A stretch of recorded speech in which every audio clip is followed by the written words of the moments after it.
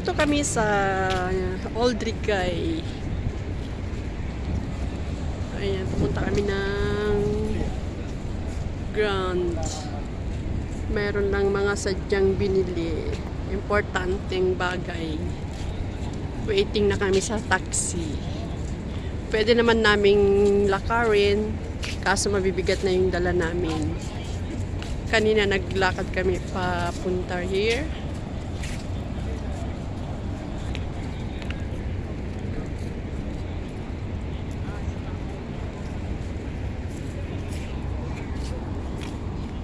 Ayan si Maymu. Maymu.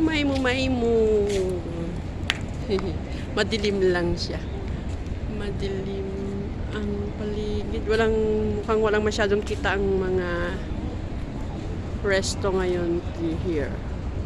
Buti sa kabila meron. Ayan, the Arc.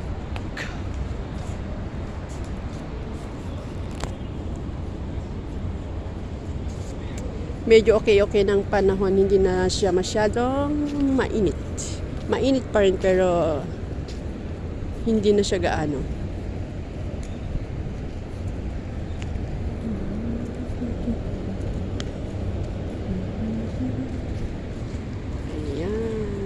Ayan si Nori Vlogs. Bising mag video. Madilim lang ang aming paligid. Naka 2 minutes ka na? Me too. Ayan.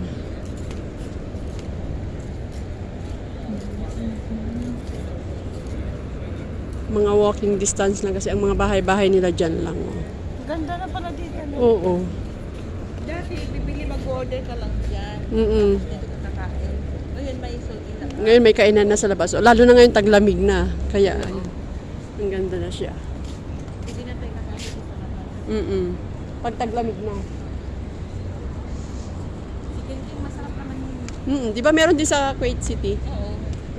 Doon sa Watia Bill. Dito Watia na lang, ka dyan. Oo, pwede. Ganitong oras pupunta ka na. Pag taglamig. Oo. Hindi ka na pupunta na. Ayun.